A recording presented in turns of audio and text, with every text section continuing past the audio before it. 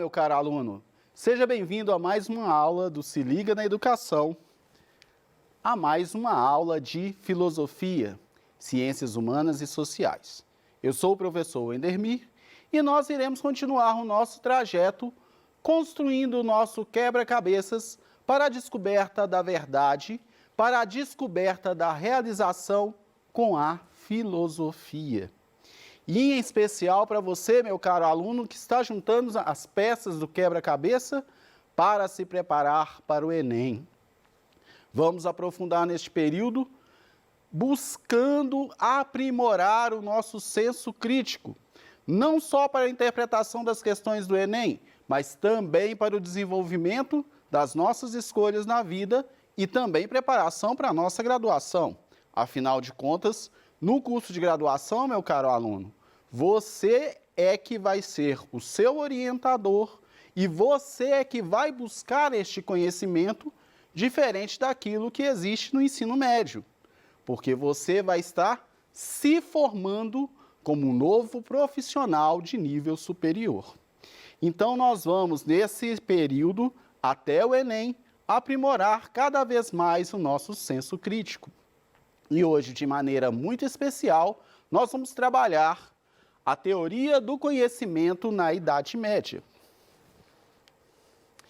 Lembrando que a teoria do conhecimento na Idade Média vai focar os seus esforços no teocentrismo. O que é o teocentrismo? É toda a reflexão filosófica voltada à questão do entendimento de Deus. Lembrando que quando eu falo esse entendimento de Deus, eu falo do entendimento do Deus revelado por Jesus Cristo.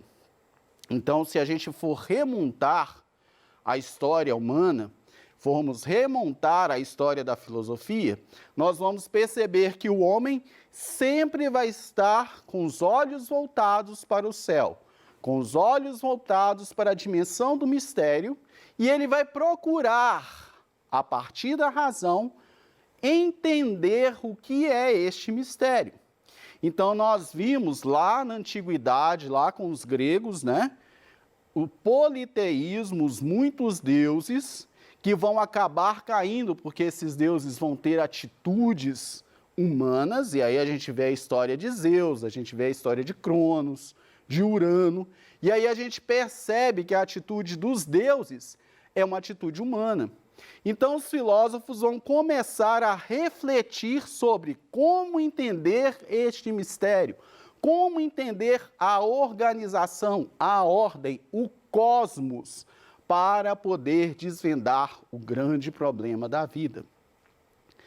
E aí, na sequência, no avanço da história, surgirá na cultura já ocidental um grande pensador, um grande mestre, que vai focar e dizer que este Deus não é distante, não são muitos, e sim um, e que este Deus, ele não é distante do homem, porque este Deus é Pai.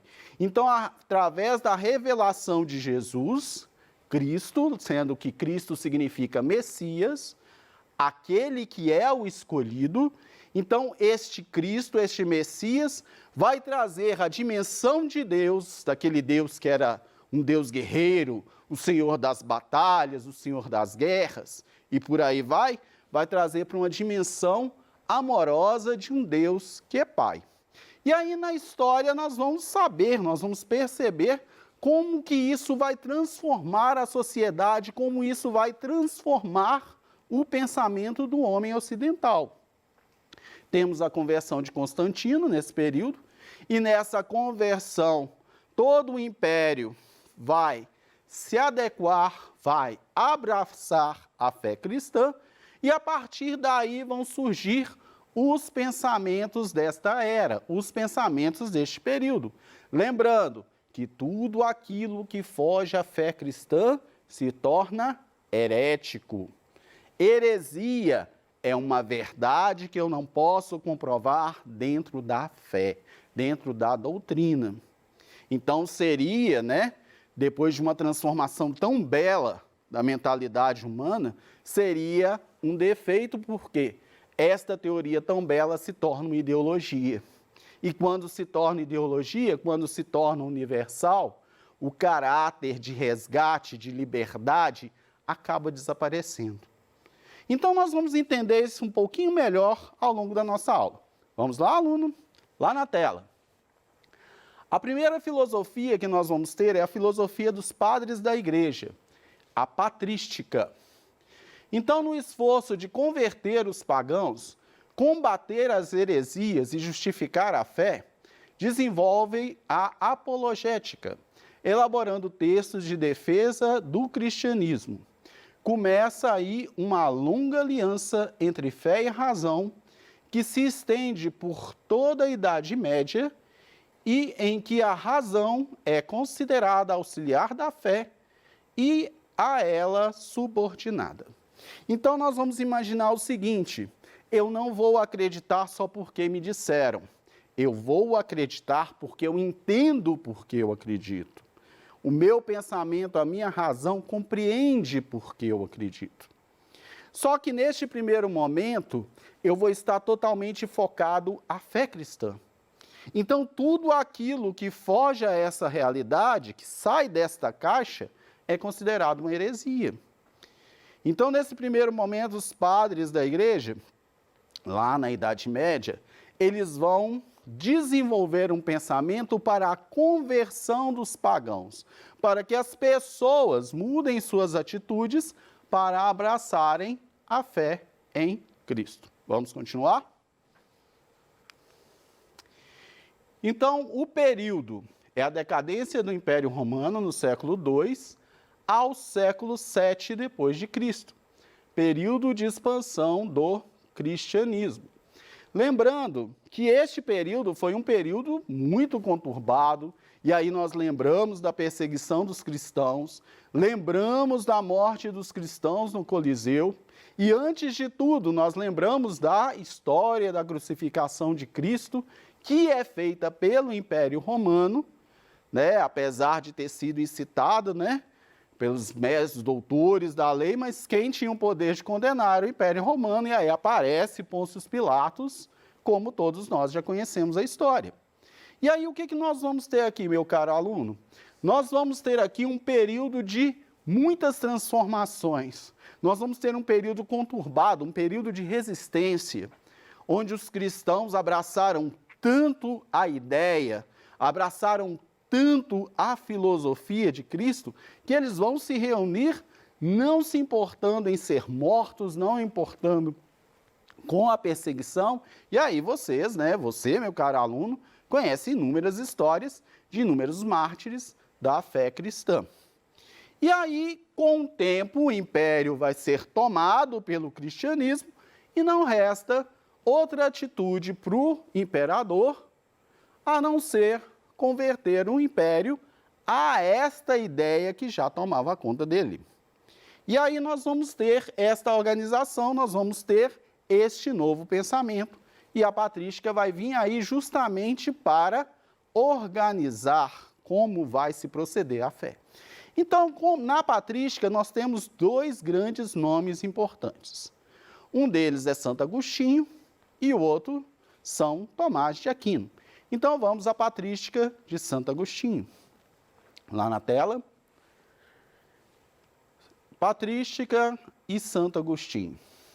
Seus estudos estiveram voltados para a luta do bem e do mal, maniqueísmo, bem como do neoplatonismo. Além disso, ele focou no desenvolvimento do conceito de pecado original e de livre-arbítrio, como forma de livrar do mal. A predestinação divina associada à salvação dos homens pela graça divina também foi um dos temas explorados por Agostinho. Então, agora nós vamos conhecer a escolástica. Lembrando que Santo Agostinho vai beber das fontes platônicas para poder trazer o entendimento da realidade da fé. Tanto que nós vamos ver a cidade de Deus e nós vamos ver essa proximidade com o mundo das ideias de Platão e como isso vai desenvolver. Já São Tomás de Aquino, ele vai beber das fontes aristotélicas. E aí nós vamos ver de uma forma bem bonita, de uma forma bem marcante, o motor imóvel nas provas da existência de Deus que São Tomás de Aquino vai desenvolver. Vamos conhecer um pouquinho? Então, a escolástica, período, século IX. E esta permaneceu até o início do Renascimento, no século XVI. São Tomás de Aquino, chamado príncipe da escolástica, é o maior representante dessa escola, e seus estudos ficaram conhecidos como tomismo. Ele foi nomeado doutor da Igreja Católica em 1567. Como a patrística, a filosofia escolástica também esteve inspirada na filosofia grega e na religião cristã. Seu método dialético de unir a fé e a razão tinha como intuito o crescimento humano. Então vamos entender aqui, meu caro aluno, lá em Santo Agostinho, eu vou buscar a fé e através da fé, deste abraçar a fé, é que eu vou entender o que é a verdade, é o que eu vou entender o que é a felicidade. Já São Tomás de Aquino, a grande preocupação que ele vai ter vai ser de convencer a cristãos e não cristãos esta verdade de Deus, esta verdade da existência de Deus, da presença de Deus e a importância da fé. Ele vai desenvolver para cristãos e não cristãos, como eu expliquei, provas de que Deus existe. Vamos lá na tela? Primeiro, Deus vai existir pelo movimento. Aí a gente lembra de Aristóteles e o motor imóvel que move todas as coisas sem ser movido por nada. E quando eu falo movimento, eu falo do fenômeno da criação, do surgimento, né? Que Deus é o único que pode criar tudo do nada.